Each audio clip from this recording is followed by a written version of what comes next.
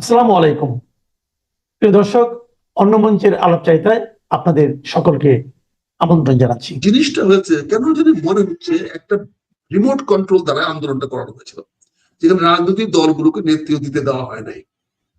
এখানে এটা আওয়ামী লীগকে একটা ধোঁকার মধ্যে ফেলে দিয়ে আওয়ামী লীগ বুঝতে পারে নাই তারা তারা জানে রাজনৈতিক দলের সঙ্গে তারা মোকাবেলা করতে পারতো, কিন্তু ছাত্র সংগঠনের সঙ্গে তারা মোকাবেলা করতে পারবে না। এই অভিজ্ঞতাটা হয়েছে যখন তুমি মনে করো নিরাপদ সড়কের জন্য যখন ক্যান্টনমেন্টের ওই শহীদ রমিজুদ্দিন স্কুলের ছেলেমেয়েরা যখন আন্দোলন করছিল, তখন দেখা গেল ওই ছেলেরা প্রায় 7-8 দিন ঢাকা শহরটাকে তাদের নিয়ন্ত্রণে নিয়ে গিয়েছিল। তখনই আমরা বুঝেছিলাম যে যদি কোনোদিন ছাত্র সংগঠন দিয়ে কেউ আগাইতে পারে তাহলে ক্ষমতাটা নিয়ে আসা যাবে। আমার অনেক লেখা আছে, তারেক রহমান সাহেবের কাছে আমার অনেক প্রস্তাবনা আছে যেখানে আমরা বলেছি, এবং আমি বারবার বলেছি আমাকে দায়িত্ব দেন, আমি ছাত্র সংগঠন নিয়ে করি, এদেরকে নিয়ে আমি রাজনীতি করি, এদেরকে নিয়ে আন্দোলনটা করি। যাই হোক, আমি বুঝাতে পারি নাই, আমার ব্যর্থতা, আমার বুঝাতে পারি না, আমারই একটা কিছু বড় ব্যর্থতা, আমি কাউকে বুঝাতে পারি না। কারণ কেন জানি না, আমি যেটা বুঝাতে যাই, আমি যাদেরকে যেটা বুঝাতে চাই সেটা ঠিক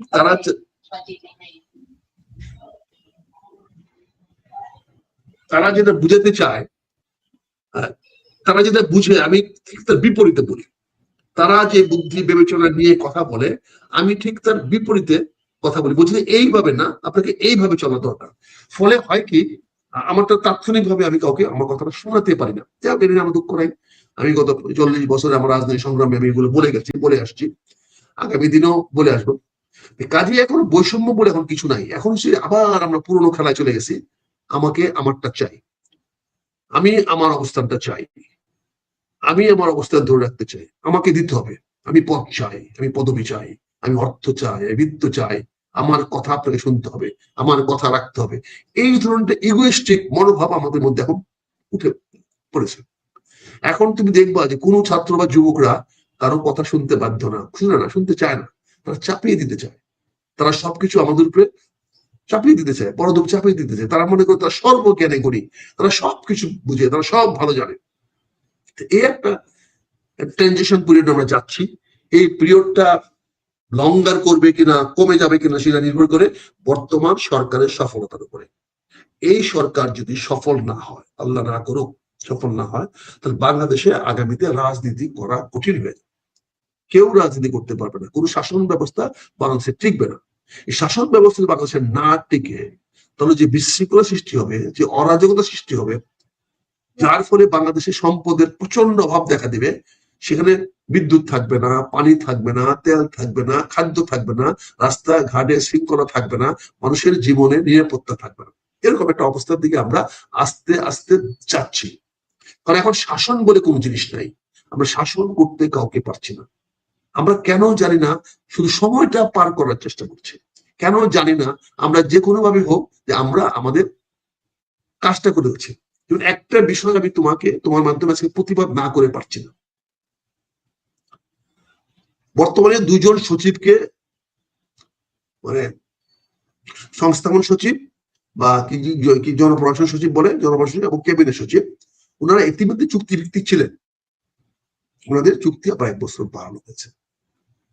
ওনারা যদি বাংলাদেশে এত আউটস্ট্যান্ডিং হয়ে থাকে, এতই যদি ওনারা তড়িৎকর্মা হয়ে থাকেন, ওনারা ছাড়া বাংলাদেশ চলবে না, তাহলে 1 বছর পরে বাংলাদেশ কেমন চলবে?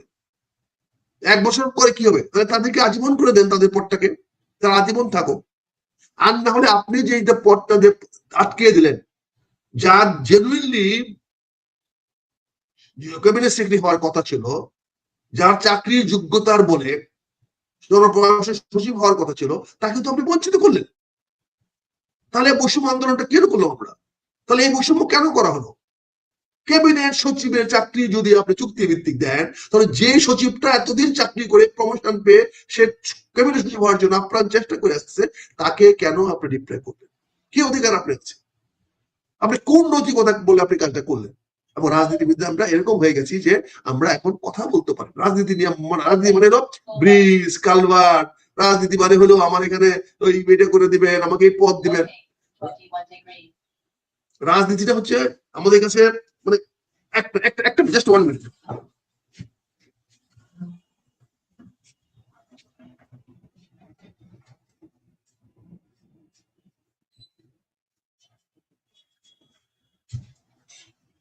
রাজনীতিটা হয়ে গেছে এখন কেন জানি হালুয়া রুটি রাজনীতি, আমাকে ব্রিজ দিতে হবে, কালবার দিতে হবে, স্কুলের করে দিতে হবে।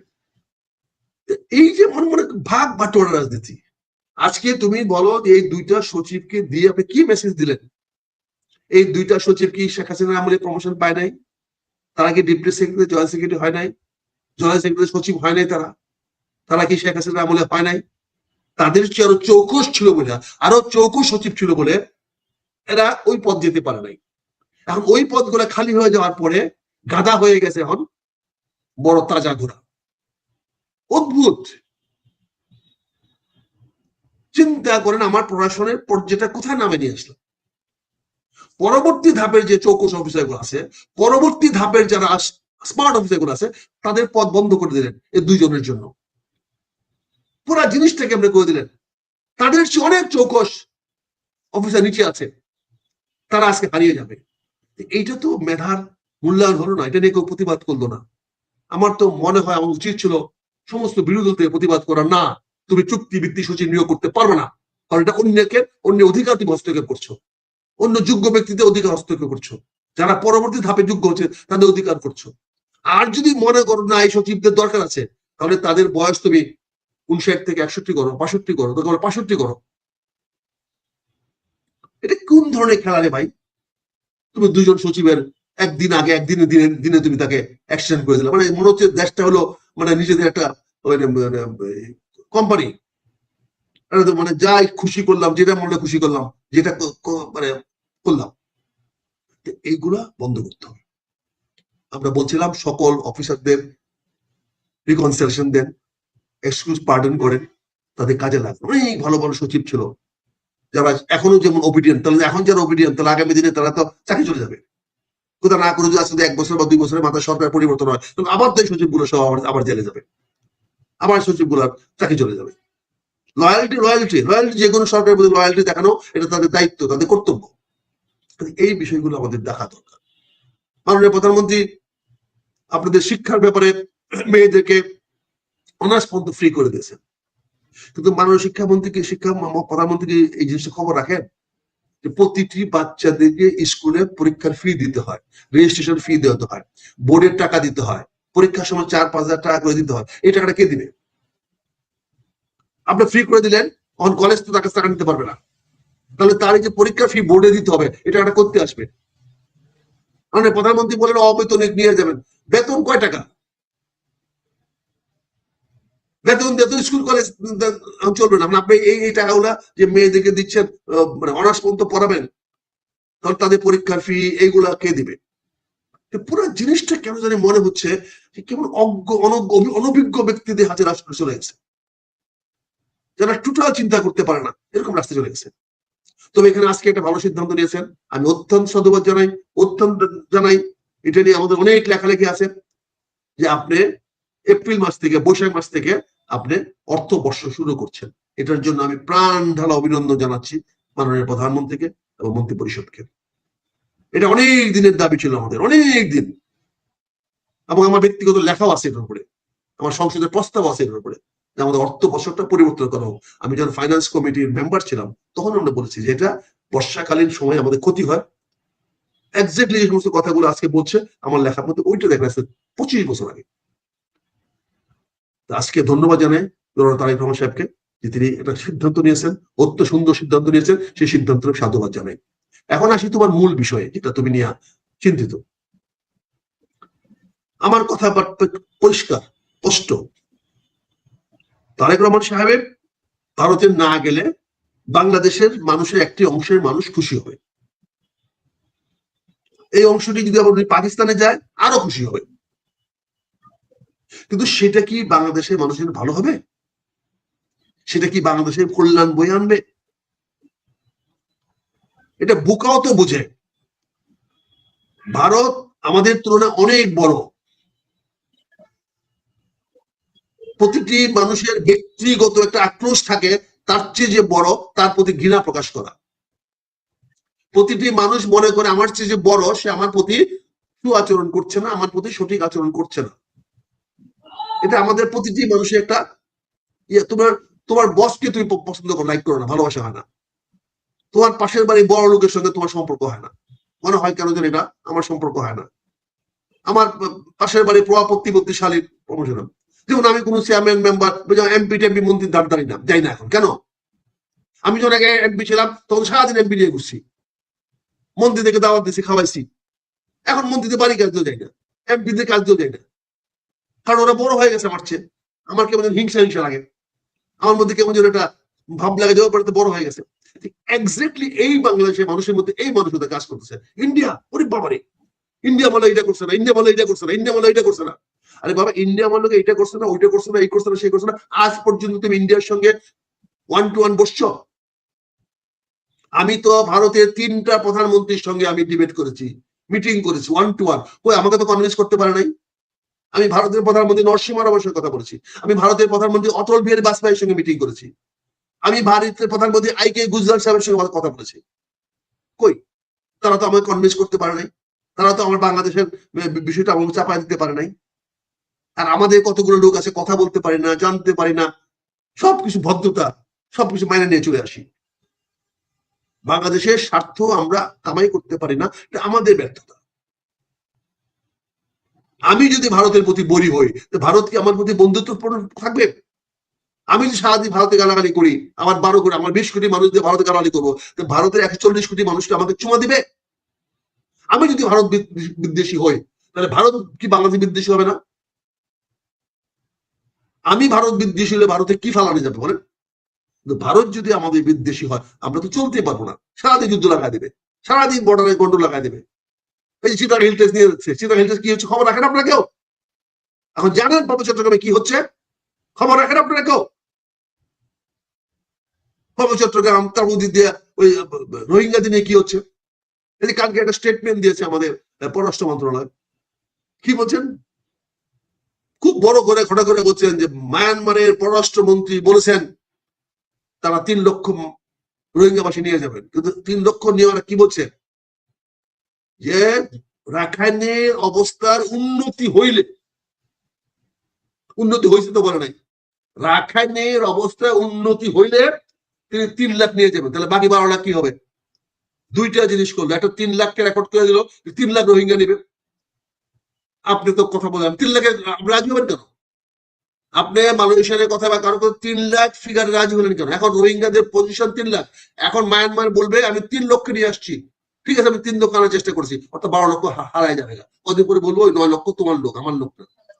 আপনি প্রতিবার এই ধরনের ভুল সিদ্ধান্ত নেবেন, প্রতিবার আপনি ভুল রাজনীতি করবেন, প্রতিবার আপনি ভুল পররাষ্ট্রনীতি নেবেন, আর এই দায় আমাদের উপর দিবেন, বাংলাদেশের মানুষের উপর দিবেন, জনগণের উপর চাপাবেন।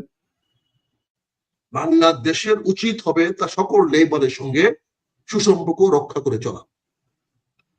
আমার দুইটাই নেব, একটা মায়ানমার এবং একটা ভারত। আর মায়ানমার সঙ্গে আমাদের গুড সম্পর্ক, রিলেশনশিপ নেই। তা আমরা কোন দিকে যাচ্ছি? সবকিছু যে বিরোধী দলের কথা শুনে কথা বলতে কথা নাই। আমাকে আগে, আমি রাজনীতি করি আমি জনগণের জন্য, জনগণের জন্য কোনটা ভালো। আমাদের মাননীয় প্রধান, আমাদের বিরোধী দলের নেতা আগেও বলছে, এখনো বলছেন আমরা ভারতের সঙ্গে সম্পর্ক রাখবো। এবং সম্পর্ক কি হবে, ভালো না মন্দ হবে, সেটা সম্পর্ক রাখলেই তো কথা বলবেন। আপনি তারেক রহমান সাহেব, আপনি প্রধানমন্ত্রী, আপনি আমার কথা চলবেন না তো, আপনি আপনার বুদ্ধিতে চলবেন। আপনি ভারতের সঙ্গে যদি একটা বড়িতে লাগাই দিয়ে যান, যে সেটা বড়িতে লাগিয়ে দিয়ে গেছে ডক্টর ইউনূস সাহেব, ডক্টর ইউনূস সাহেবের পররাষ্ট্রমন্ত্রী আজকে আপনার পররাষ্ট্রমন্ত্রী।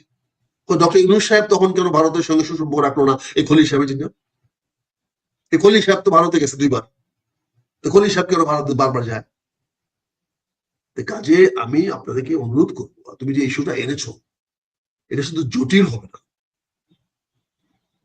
এটা যে যেভাবে নেক, আরে জনপ্রিয় জিনিস এক জিনিস, আর সঠিক কাজ করা আরেক জিনিস। অনেক সময় সঠিক কাজ জনপ্রিয় হয় না, আবার জনপ্রিয় কাজ সঠিক হয় না। এখানে একটা ব্যালেন্স আনতে হবে, এখানে একটা ভারসাম্য বজায় করতে হবে। কোন কাজটা আমার করা দরকার এবং সেটাতে জনপ্রিয়তা নাও পাওয়া যায়, তাও কাজটা করতে হবে। আর জনপ্রিয়তা পাইতে গিয়ে যদি আমি ক্ষতি করে ফেলি, সেই জনপ্রিয়তা টিকবে না। অনেক নেতারা জনপ্রিয়তা টিকে রাখতে পারে নাই, কারণ তারা সঠিক কাজটি করে নাই। তারা অনেক জনপ্রিয় ছিল, কিন্তু তারা সঠিক কাজটি করতে পারে নাই, ফলে তারা জনপ্রিয়তা টিকে রাখতে পারে নাই। আজকে যে জটিল সৃষ্টি হয়েছে, আমি পররাষ্ট্রমন্ত্রীকে বা মাননীয় প্রধানমন্ত্রীকে ধন্যবাদ যে উনি এজেন্ডা ঠিক করে দিয়েছেন। উনি ভারতকে বলেছেন আমরা এই 4টি বিষয়ে কথা বলতে চাই। এখানে না যাওয়ার কথা সত্য। 4টি বিষয়ে কেউ যদি আগে রাজি হয়ে যায় যে হ্যাঁ আমি আপনাকে এটা দিয়ে দিলাম, তাহলে যাওয়ার দরকারটা কি? তাহলে যাওয়ার দরকারটা কি? তো হয়ে গেছে, এই 4টা পয়েন্ট দিয়েছি, 4টা পয়েন্ট রাজি হইলে তো আর যাওয়ার দরকারটা কি? হয়ে গেল। It is an states dialogue, রাষ্ট্রীয়। আমি এই 4টি বিষয়ে আপনার সঙ্গে কথা বলি, 4টি বিষয়ে কথা বলতে রাজি থাকেন তাহলে আমি আসবো। That is the point. কেউ তো বলেন না যে শেখ হাসিনাকে ফেরত নিয়ে আসবো কালকেই। আমাদের সরকার বলেছে 4টি বিষয়ে আমরা আলোচনা করতে চাই, 4টা এজেন্ডা দিয়েছে।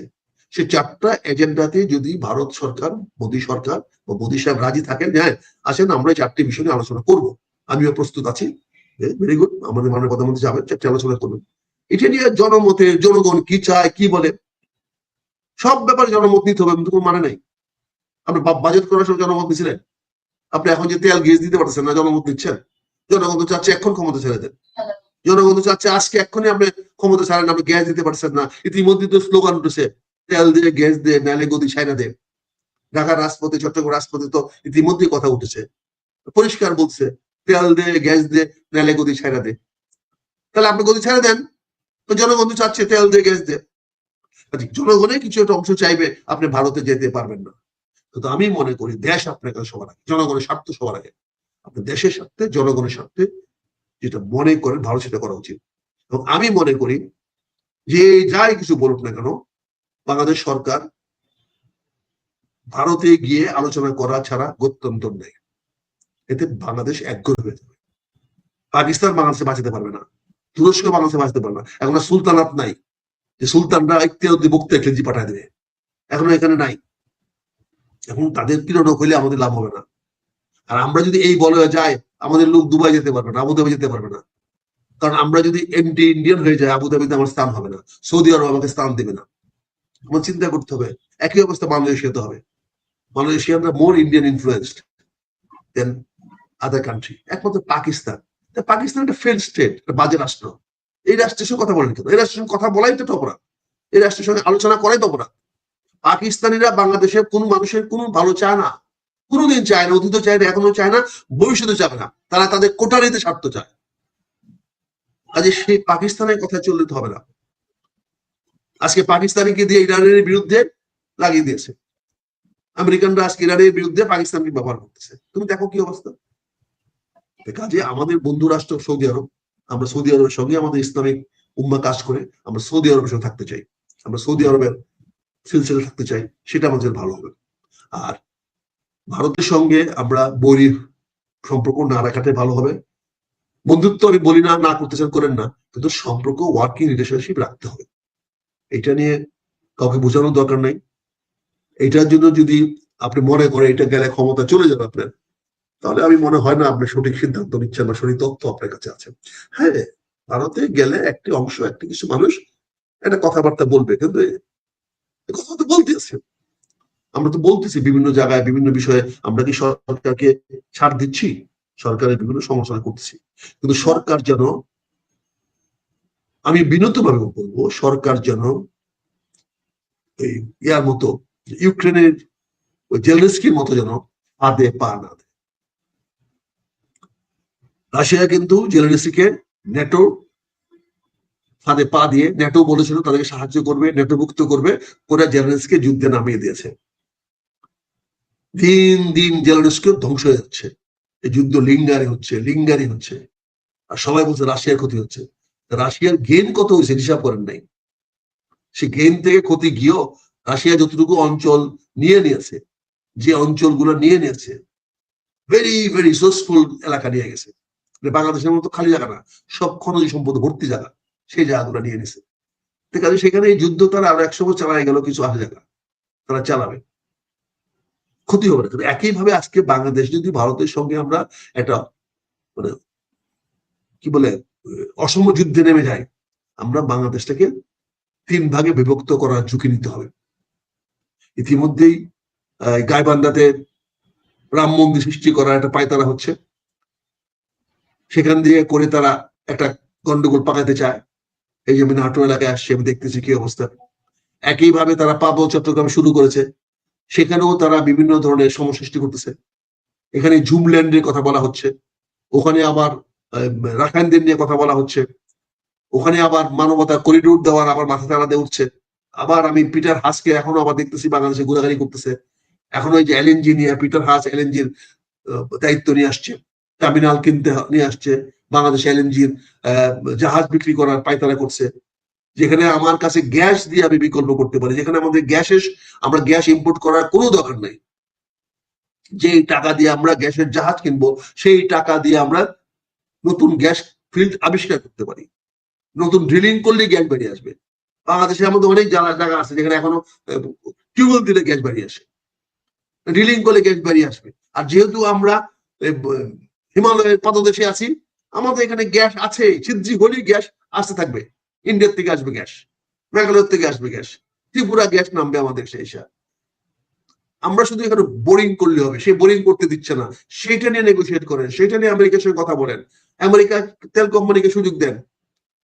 আপনার একটা বোরিং করে তেল আবিষ্কার করতে আমার যে পেট্রো বাংলার যে বোরিং কোম্পানি আছে, দে ক্যান ডু ইট, তাদের সকল ইকুইপমেন্ট আছে, আপনি সেটা দিচ্ছেন না কেন? এই 6 মাসে তো আপনি বোরিং করে আপনি গ্যাস নিয়ে আসতে পারতেন, আরো কয়েক ট্রিলিয়ন গ্যাস আপনি নিয়ে আসতে পারতেন। তারপরে এখনো আপনার 7 to 8 ট্রিলিয়ন সিএফটি গ্যাস আছে, সেই গ্যাস দিয়ে আপনি এখনো 8 থেকে 10 বছর চলতে পারবেন। আপনি দরকার পড়লে সেখান থেকে গ্যাস দিয়ে আপনি চালান, আপনি গ্যাসের ব্যবহার একটু বাড়ায় দেন, আপনি গ্যাসের ডিসিপ্লিন আনেন, গ্যাস যেভাবে মিসইউজ হচ্ছে মিসইউজ গুলো বন্ধ করেন। মানুষ ব্যবহার করছে ভালো কথা, ঠিক আছে, সেটা ব্যবহারটা হিসাবে আনেন, জনগণ তো ব্যবহার করছে, কিন্তু যেটা হাওয়া উড়ে যাচ্ছে সেটা বন্ধ করেন, যেটা চুলা জ্বালায় রাখে সারাদিন রাত, এটা বন্ধ করেন। জনগণ বিল দেখবে না দেখ, ব্যবহার জনগণের জন্য তো গ্যাস ব্যবহার তো জনগণ করছে। বিদ্যুৎ দেওয়া যদি মানুষ অটো রিক্সা চার্জ করে করুক না, কিন্তু তাকে একটা মিটারে অধীনে নিয়ে আসেন, তারপরে তাকে মিটারে কম দামে দেন, তারপরে মিসইউজটা যেন না হয়। ওরা তো টাকা দিচ্ছে কাউকে না কাউকে, একদম বিনা টাকায় তো এই বিদ্যুৎটা তারা ব্যাটে চার্জ করছে না, সেটা বন্ধ করেন। সেটা বন্ধ করলে তো আপনার একটা ইনকাম বাড়ে। কিন্তু আপনি গালাগালি করতেছেন যে অটো রাত্রেবেলা এই বিদ্যুৎ নিয়ে চুরি করে নিয়ে যাচ্ছে, তা চুরি করবেন, তাদের বিদ্যুৎ, তারা মালিক, তুমি দিতে পারো না, তারা সেটা নিয়ে নিচ্ছে তাদের টেকনোলজিতে। আপনি জিনিসটা ওইভাবে দেখেন না কেন? তাদের ভোটে প্রধানমন্ত্রী হয়েছে, তাদের ভোটে মন্ত্রী হয়েছে, এবং তারা গ্যাস নিলে এটা অপরাধ। তুমি গ্যাস দিতে পারো না তাদেরকে, তারা অটো রিক্সা চালাবে না। একটা অটো রিক্সার মাধ্যমে বাংলাদেশে প্রায় 1 কোটি লোকের জব ক্রিয়েট হয়েছে।